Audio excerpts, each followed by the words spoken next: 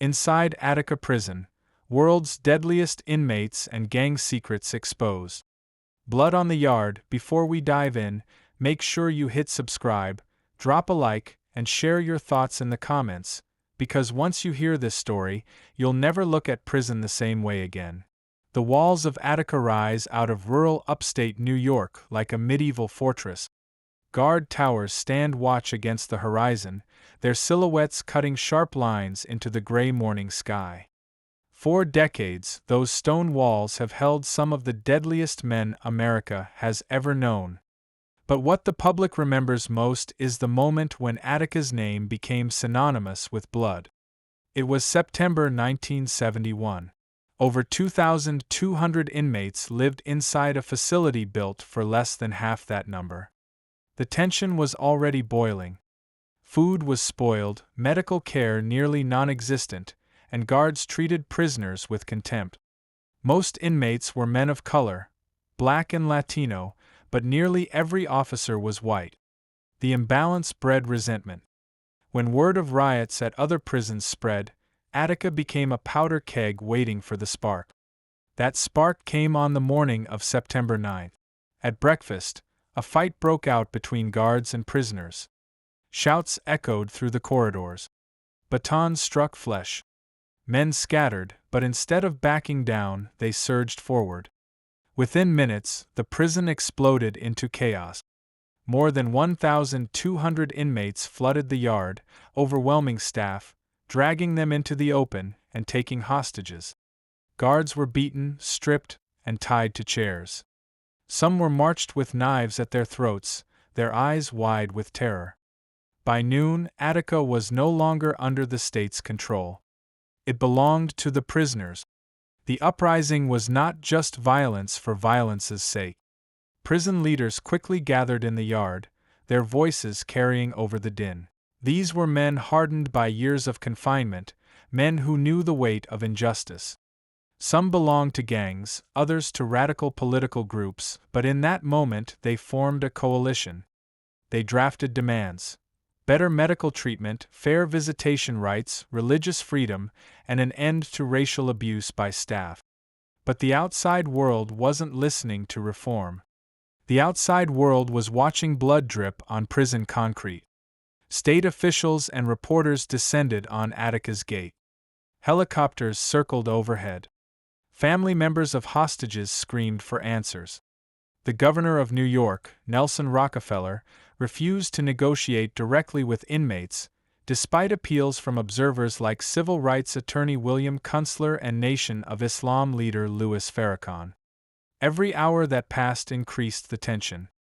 Inside the yard, the hostages begged for mercy. Inmates debated strategy. Some saw a chance at real reform. Others, especially gang leaders, saw only opportunity: weapons to be seized, power to be claimed, blood to be spilled. The standoff lasted 4 days. During that time, inmates held press conferences from behind the walls, smuggling out lists of demand. The media broadcast their words nationwide, giving America its first real glimpse into the brutal conditions of Attica. But behind the cameras, darker forces brewed. Guards who had been humiliated now wanted revenge. State police prepared assault rifles and shotguns. Rockefeller weighed the political costs of giving in. On September 13th, he made his choice. Just after 9 a.m., helicopters roared overhead. From their bellies, they released canisters of CS gas, a choking, blinding fog that rolled across the yard. Prisoners screamed and stumbled, clutching their eyes. Some tried to cover the hostages with blankets. Others used them as shields. And then, without warning, gunfire erupted. State troopers, correctional officers, and sharpshooters opened fire indiscriminately. The yard turned into a killing field. Bullets ripped through prisoners and hostages alike. Men fell on top of each other, their bodies twitching in the dirt. Blood ran into the cracks of the concrete. When the smoke cleared, the uprising was over. 43 people lay dead. 29 were prisoners. 10 were hostages. 4 others died in the early chaos. The official line claimed that inmates had slit the hostages' throats, a lie that quickly unraveled when autopsies revealed the truth. Every hostage killed in the assault had died from police gunfire. The massacre seared Attica into America's memory. Families of the slain demanded answers. Investigators uncovered evidence of beatings, torture, and cover-ups in the days that followed. Survivors told harrowing stories of being forced to crawl naked through broken glass, of being beaten with batons while guards shouted slurs. Yet the state insisted order had been restored. Order at any cost. Attica's name became a rallying cry. Protesters chanted it in street. Politicians used it as a symbol of crime and punishment. Hollywood immortalized it in movies like Dog Day Afternoon, when Al Pacino screamed, "Attica! Attica!" into a crowd. But behind the legend lay a truth darker than most dared to admit. Attica was not just a place of rebellion. It was a place where secrets thrived, where gangs carved out kingdoms inside the walls, and where the line between justice and brutality blurred until it disappeared. In the years that followed, the scars of 1971 never healed. Prisoners whispered about the betrayal, about informants who tipped off guards, about gang leaders who cut deals during the chaos. Rumors swirled that radical groups had smuggled in weapons, though much of it was speculation. What could not be denied was that Attica had become a crucible of power. The gangs inside, the Bloods, the Latin Kings, the Aryan Brotherhood, began to operate with new ferocity. They saw that even when united, the system crushed them with overwhelming force. So they turned inward, building empires in secret. Drug smuggling rings, extortion rackets, and codes of silence enforced with blades hidden in toothbrushes. Attica was no longer just a prison. It was a war zone disguised as a correctional facility. But what the public didn't see, what officials refused to acknowledge, was how that war continued to claim lives long after the smoke of 1971 cleared. Stabbings in the yard. Guards beaten nearly to death. Inmates mysteriously transferred or found hanging in their cells under suspicious circumstances. Each incident whispered of deeper conspiracies, of gangs controlling entire blocks, of guards working with certain inmates while punishing others, of secrets buried beneath decades of silence. One of those secrets was about to surface. It began with a murder that seemed, at first, like just another statistic. A body found in the showers, throat cut with a sharpened piece of metal. In a place like Attica, violence was routine. But detectives soon discovered something that set this killing apart. The victim wasn't just any inmate. He was a known informant, a man who had once testified against gang leaders in federal court. And carved into his skin, deep and deliberate, was a symbol that investigators recognized immediately. A mark that tied the killing back not just to prison politics, but to the very heart of Attica's darkest legacy. That discovery changed everything. Because it meant that the ghosts of 1971 were not dead. They were still moving through Attica's corridors, still claiming lives, still keeping their secret. And as investigators pulled at the threads, they realized this was no ordinary murder. It was a message, a warning, a sign that the war inside Attica was far from over. The body in the showers. The discovery was brutal in its simplicity. A guard making his morning rounds opened the heavy metal door to the south block showers and was met with the coppery tang of blood. Water still dripped from rusted pipes above, echoing into the tiled chamber like a clock counting down the seconds. On the wet concrete floor lay the body of a man, face down, arms spread, crimson washing down the drains in thin streams. The dead man was Robert Bobby Hensley, an inmate in his late 30s. To most prisoners, he was nothing more than another face lost in the endless shuffle of the yard. But to investigators, the name sparked immediate recognition. Hensley had testified years earlier in a federal case against the Latin Kings. His testimony had sent several leaders to maximum security units upstate. Attica had been his home ever since, supposedly for his protection. Now, his protection had failed. The wound across his throat was precise, almost surgical. Not the frenzied slash of a desperate fight, but a clean execution. Whoever did it wanted to send a message. But what froze the blood of detectives was not the cut, it was the mark carved just below it. 2 letters gouged into the skin of his chest. A.C. Attica Confidential. It was a phrase whispered in hushed tones, the name of a supposed inmate network that stretched back to the 1971 Uprising. Prison folklore said A.C.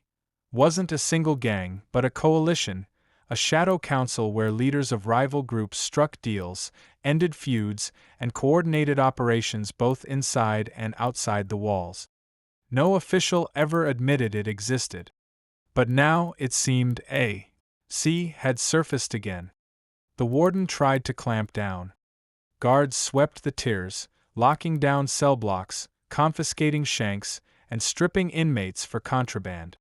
Inmates pounded on doors, shouting curses, rattling bars in a chorus of rage. Attica was a storm about to break. Outside the prison, word spread quickly. Local news outlets reported the killing as another act of prison violence.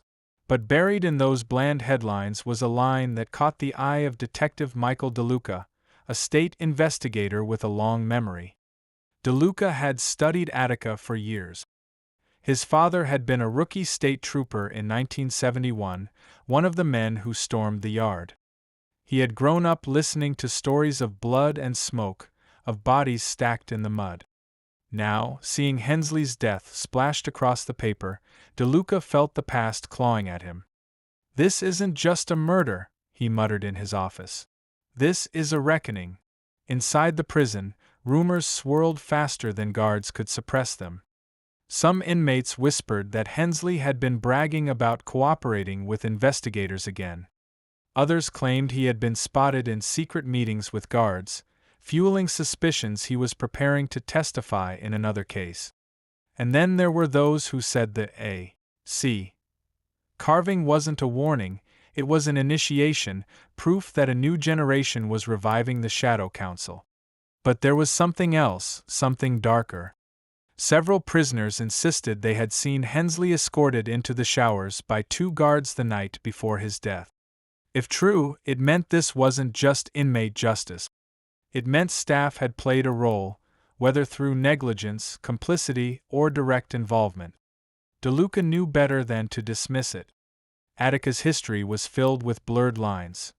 Guards smuggling contraband, officers looking the other way during gang fights, prisoners acting as informants or enforcers for staff. In a place like Attica, alliances shifted like sand. DeLuca drove to Attica 2 days after the murder. The prison loomed on the horizon, its stone walls weathered but unyielding. The air outside was sharp with the smell of cow manure from nearby farms, a bitter contrast to the violence festering inside. The warden greeted him with a handshake stiff enough to bruise. "We're handling this internally," the warden said flatly. "Another inmate killing. We'll run the autopsy, write the report, and move on." DeLuca stared him down. "You've got a dead informant with a message carved into his chest. That's not just another killing. That's someone talking to you." Loudly. The warden's eyes narrowed. "And what do you think they're saying?" DeLuca didn't answer. He already knew. They were saying Attica was no longer under control. The autopsy confirmed what DeLuca suspected. The blade used on Hensley wasn't a crude shank, it was sharper, cleaner. Possibly a piece of steel smuggled from the prison workshop, or a weapon brought in from outside. Either way, it wasn't something an average inmate could just stumble upon. Someone had planned this. Someone had resources. Digging through Hensley's file, DeLuca found another unsettling clue. Weeks before his death, Hensley had filed a request for protective custody. In the application, scrawled in messy handwriting, were 3 words: "They know everything." Everything about what? DeLuca began questioning inmate. Most refused to talk. But one, a lifer named Raymond Stacks Johnson, leaned forward across the steel table and whispered, "You're asking the wrong questions, detective. It ain't about who killed Hensley. It's about why they let him die." DeLuca frowned. "Who's they?" Stacks smirked. "Ask your old man. Ask him about the men who survived 71. The ones who kept their hands clean but ran the whole show. Some of them never left. Their kids run it now." "You think Attica's just gangs stabbing each other?" "Nah. Attica's a boardroom. And Hensley?" He was about to spill the minutes. That night, DeLuca sat in his motel room, the walls humming with the sound of a faulty radiator. He opened the old box his father had left him, filled with clippings, photos, and yellowed notes from the 1971 Uprising. In the margins of one report, a name was scribbled again and again: Attica Confidential. The same initials carved into Hensley's chest. DeLuca's pulse quickened. His father had known. His father had chased the ghost of this council, maybe even feared it. And now it was back. The deeper he looked, the more connections he found. Guards from the 70s whose sons now wore the same uniform. Inmates who had survived the massacre, their protégés now leaders of prison gangs. Family names repeating across decades like a curse. It was as if Attica itself was alive, its history feeding into the present, devouring anyone who tried to expose it. But then came the break. One of the younger guards, a rookie named Daniels, slipped DeLuca a note during his visit. Scrawled in nervous handwriting were directions: North Maintenance Tunnel. Midnight. Come alone. It was reckless. It reeked of a setup. But DeLuca knew he couldn't ignore it. If Hensley had died because of secrets buried in Attica's walls, then the tunnels beneath the prison might be where those secrets were kept. At midnight, DeLuca stood at the entrance of the maintenance tunnel. The air was damp, filled with the stench of mildew and rust. He clicked on his flashlight and stepped inside, the beam cutting through the darkness. Every step echoed like a gunshot. Halfway down, he found something that made his blood run cold. A stash of contraband hidden behind loose bricks, cell phones, cash, knives wrapped in cloth. And on top of the pile, an envelope. Inside was a single photograph. The picture showed Robert Hensley, alive, sitting in what looked like a small office. Behind him stood two uniformed guards, and one man in a suit, his face turned slightly away from the camera. On the back of the photo were 3 words scrawled in black ink: "They let him." DeLuca's hands trembled as he tucked the photo into his coat. This wasn't just a murder. This was a conspiracy. Guards, maybe administrators, maybe even people outside the walls, they had all played a role. But before he could process it, a noise echoed through the tunnel. Footstep. Heavy, deliberate, drawing closer. DeLuca killed his flashlight, pressing himself against the cold stone. His breath came shallow, his heart pounding. The steps grew louder. Whoever it was, they weren't sneaking. They wanted him to hear. A voice cut through the dark. Calm. Certain. "Detective, you're digging in places you don't belong." And then the flashlight beam snapped on, blinding him. The face it revealed was one he recognized instantly. A man he had hoped never to see connected to this case. The man in the tunnel. The beam of light seared into DeLuca's eyes, forcing him to raise a hand against the glare. His pulse hammered in his temples, his throat dry. The footsteps stopped only a few feet away. Then, as the flashlight tilted downward, the face behind it emerged from the shadows. It was Captain Richard Mallory, one of Attica's longest-serving officers, a man with a reputation built on equal parts brutality and cunning. To most, he was the kind of prison guard who knew every angle: how to bend rules without breaking them, how to control inmates without lifting a baton, and how to survive scandals without ever being named. To DeLuca, he was worse. Mallory had been his father's partner back in the day. "Mike," Mallory said, his voice almost casual, I was wondering how long it'd take you to dig yourself down into the guts of this place. DeLuca's chest tightened. What the hell are you doing down here, Rich? Mallory chuckled, the sound echoing off the damp walls. Same thing you are, son. Making sure ghosts don't crawl out of their graves. DeLuca steadied himself, forcing calm into his voice. Hensley. You know what happened to him.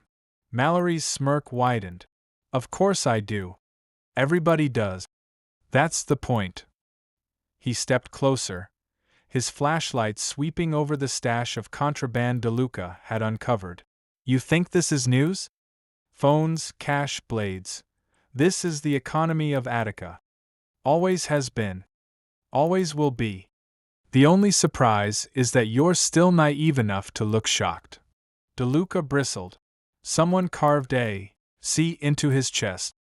That wasn't just an execution. It was a message. Don't tell me you don't know what that means. For the first time, Mallory's expression faltered. Just for a second, a shadow passed over his eyes. Then he leaned in, close enough for DeLuca to smell the stale tobacco on his breath. You really want to go down this rabbit hole, kid? You think your father didn't warn you for a reason? There are things buried here that'll eat you alive. DeLuca swallowed the bitterness in his mouth. His father, the man who stormed Attica in 71, who carried the weight of that massacre in silence for decades. He remembered the old man's hands trembling when he tried to talk about the bodies in the yard. Remembered the haunted look in his eyes when he muttered, "Not everything that died that day stayed buried." Mallory straightened, his boots crunching on the damp concrete. If you keep chasing this, you're going to end up like Hensley. Or worse. And let me tell you something, Mike. When Attica decides it wants someone gone, there's no trace left. Just whispers. He turned, his flashlight beam cutting away into the darkness. Go home, detective. Forget this ever happened. And with that, he disappeared down the tunnel. For a long time, DeLuca stood frozen, the photograph burning like fire in his pocket. His father's partner. His father's friend. Now knee-deep in the same corruption his old man had once hinted at. If Mallory was part of it, then this wasn't just an inmate conspiracy. This was systemic. Guards, captains, administrators, maybe even politicians. The kind of network that could keep Attica's darkest secrets alive for half a century. But what gnawed at him most was the photograph. Hensley in a room with guards and a suited man whose face was half-turned. Who was he? What was he doing in Attica? And why was Hensley's death marked with the initials of a council that officially didn't exist? The next day, DeLuca returned to the prison under the pretense of reviewing files. The warden's office reeked of stale coffee and paperwork, the desk piled with incident reports. DeLuca thumbed through them, noting how neat the official narrative sounded. Inmate altercation. Fatality. Case closed. It was a script, polished and rehearsed. But one document snagged his attention, a list of visitors cleared in the weeks before Hensley's murder. Among the names of lawyers and family members was one entry that stood out like blood on snow, a private consultant named Jonathan Mercer. Mercer was no ordinary consultant. DeLuca remembered his name from corruption probes in the 90s, a fixer who specialized in cleaning up messes for state officials. His fingerprints had been found on contracts, transfers, even parole board recommendations. And now, Mercer had walked through Attica's gates just weeks before an informant wound up dead. DeLuca needed answers. He visited the yard during recreation hours, his badge buying him access. Prisoners milled about, some shooting hoops, others clustered in tight groups speaking in low voices. Eyes followed him everywhere. Attica was a place where the walls themselves seemed to watch. He spotted Stax Johnson again, leaning against the chain-link fence with the casual air of a man who had seen everything twice. DeLuca approached, lowering his voice. Mercer. What does he have to do with this? Stax grinned without humor. Ah, the suit. You've heard the name then. He's a ghost who walks through walls, detective. Shows up, whispers in a few ears, and suddenly transfers happen, cases vanish, evidence disappears. And Hensley? He probably thought Mercer was his ticket out. Poor bastard didn't realize Mercer works both sides of the board. DeLuca frowned. Both sides. Stax nodded slowly. Guards, gangs, politicians. Mercer doesn't care. He sells silence. He sells loyalty. And sometimes, he sells blood. The words sank into DeLuca's bones. If Mercer had been inside Attica, it meant Hensley's death wasn't just inmate business. It was orchestrated, sanctioned by forces far above the yard. That night, unable to sleep, DeLuca spread the photo on his motel bed under the weak glow of a lamp. He traced the figure of Mercer, comparing it to old clippings, grainy newspaper shots, a mugshot from an investigation that had never led to charges. The resemblance was undeniable. Mercer had been there when Hensley was alive. And now Hensley was dead. But the deeper DeLuca dug, the stranger it became. Hensley's prison file revealed a sealed addendum marked for administrative eyes only. The warden had refused to release it. But DeLuca knew how to pull strings. By the next morning, a sympathetic clerk in Albany slipped him a copy. Inside were transcripts of monitored phone calls. Hensley had been speaking in code, but one phrase kept repeating, "The yard remembers." It was a chilling echo of 1971. Survivors of the massacre had once used the same words to describe their dead, "The yard remembers." It was their way of saying the blood spilled at Attica would never wash away. And now, decades later, the same phrase was resurfacing. DeLuca leaned back in his chair, the weight of it all pressing down. A murdered informant. A shadow counsel called Attica Confidential. A fixer named Mercer. A captain with ties to his father, warning him to back off. And an old phrase rising from the grave, "The yard remembers."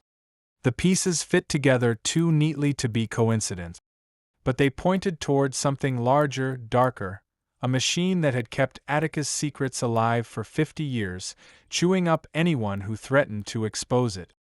Then came the knock at his motel door. 3 sharp raps, steady and deliberate. DeLuca froze, every instinct screaming danger. Slowly, he reached for his sidearm, easing it from the holster. Another knock, this time louder. "Detective," a voice called. Calm, confident. "We need to talk." DeLuca edged closer, keeping silent. "Open the door," the voice said. "Or we open it for you." The chain rattled as the knob turned from the outside. DeLuca leveled his gun, breath held tight. And when the door swung open, the figure standing there was not who he expected. Not a guard. Not a gang enforcer. Not even Mercer. It was someone from his past. Someone who should have been long gone. Someone who knew his father. The ghost of Attica. The door swung wide, and for a split second DeLuca's grip tightened on the trigger. The dim hallway light spilled across a face he hadn't seen in years, weathered, scarred, and carrying the weight of half a century. It was Thomas Raines. To the world outside, Raines was a ghost, one of the few survivors of the 1971 Attica massacre, a man whose name had all but vanished from official records. Some claimed he had died in the yard. Others swore he'd been released and disappeared into obscurity. Yet here he was, standing in DeLuca's doorway like a specter pulled from history. Raines' voice was hoarse, but steady. "Put the gun down, kid. I didn't come here to die tonight." DeLuca hesitated, then lowered the weapon, though his pulse still thundered in his ears. "You're supposed to be dead." Raines gave a humorless smile. "Yeah. That's what they wanted. Easier to bury me on paper than to admit I was still breathing." Inside the room, Raines sat heavily on the edge of the bed, eyes flicking toward the photograph spread across the sheet. He recognized it instantly. "They let him," he muttered, shaking his head. "Same as they let plenty before him." Hensley thought he could bargain with ghosts. Poor fool didn't realize ghosts don't make deals. They collect. DeLuca sat across from him, studying every scar on the man's weathered skin. What's Attica Confidential? And don't give me legends. I need the truth. Rains leaned forward, his eyes narrowing. Truth? You sure you want it? Because once you know, you're part of it. And there's no leaving Attica once it's got you. DeLuca didn't flinch. Tell me. Rains exhaled, the sound like gravel grinding. After 71, the prison was bleeding. Too many dead, too many stories getting out. The state needed order, but they didn't care how it came. So they cut a deal. Not on paper, never official. Guards and gang leaders sat at the same table. They created a council to keep the peace. They called it Attica Confidential. The gangs got power, control of the yard, smuggling, discipline. The guards got stability, no more full-scale riots, no more headlines. Everybody got rich. Drugs, contraband, protection racket. It worked, if you can call decades of blood and silence working. DeLuca felt the words digging into him. And my father? He knew. Rains nodded slowly. He knew. But he didn't play. That's why he kept his mouth shut. He wanted out, for you. But Mallory? Mercer? They never left the table. They just kept passing chairs down to the next man. The detective felt bile rising in his throat. His father had carried the secret his whole life, not because he was complicit, but because he knew exposing it would destroy them both. Rain's eyes hardened. And now you've kicked the hornet's nest. Hensley's death wasn't random. He was about to talk. About Mercer. About the money. They silenced him the way they always do. And you? They'll come for you next. DeLuca leaned forward, voice sharp. Then help me stop them. Give me names. Evidence. Something I can use. Rains gave a bitter laugh. Evidence? Son, you don't understand. Attica doesn't leave paper trails. It leaves bodies.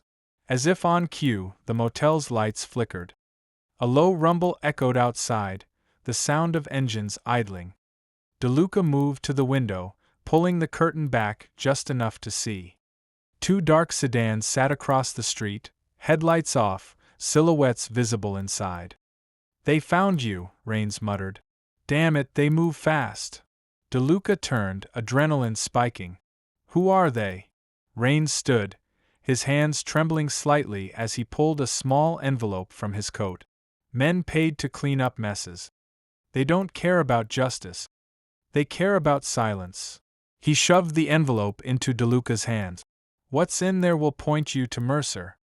But it won't save you. The envelope felt heavier than its size suggested. Inside were photocopied documents, visitor logs, bank transfers, even coded letters between inmates and names scrawled in the margins. Each one tied Mercer to both guards and gang leaders, bridging the world of the suits and the blood in the yard. The knock on the door came hard this time, rattling the frame. Detective, a voice called out, flat and commanding. Open up.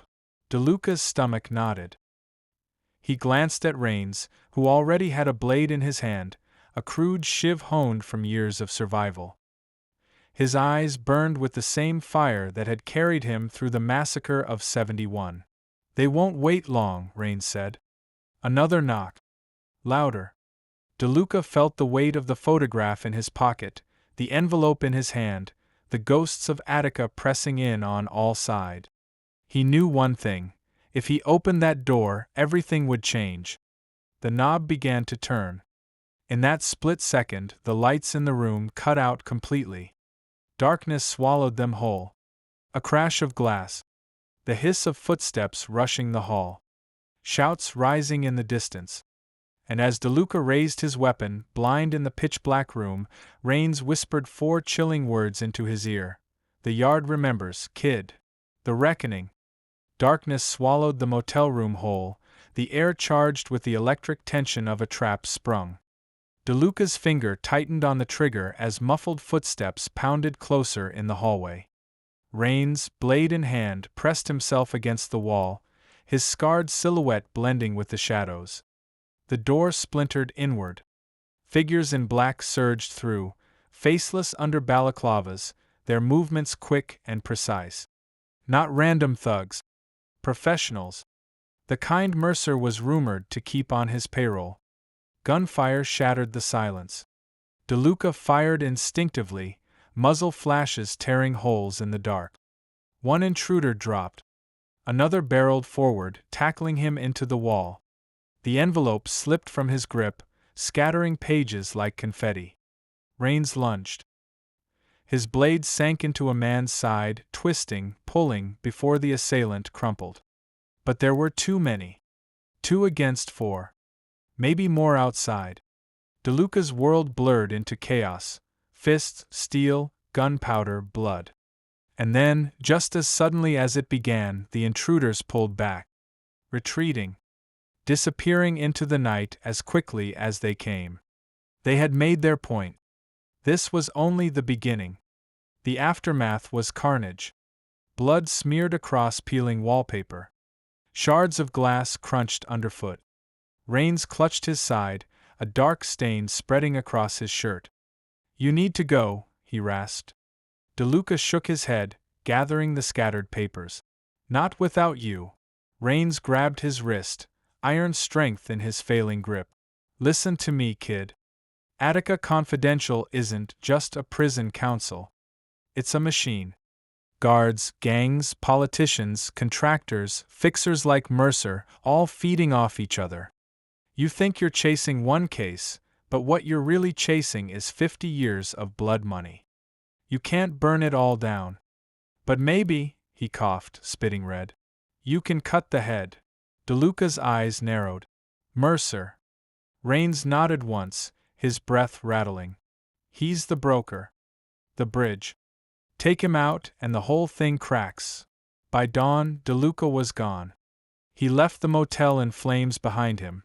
Whether by accident or design, no one would ever know. But the message was clear. He wasn't backing down. He traced Mercer's name through the documents Rains had given him. Offshore accounts, consulting contracts, coded letters smuggled in and out of Attica.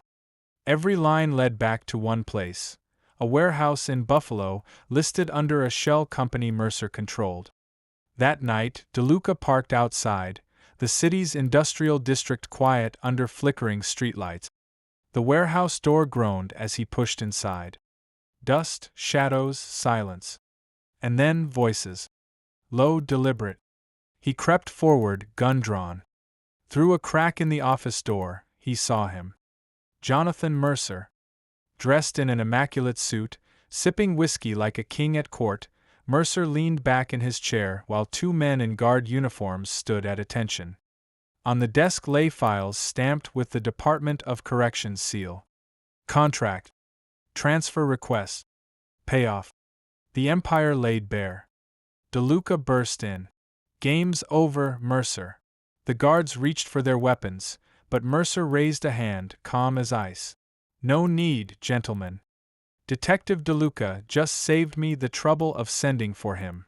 DeLuca's finger trembled on the trigger. "You killed Hensley.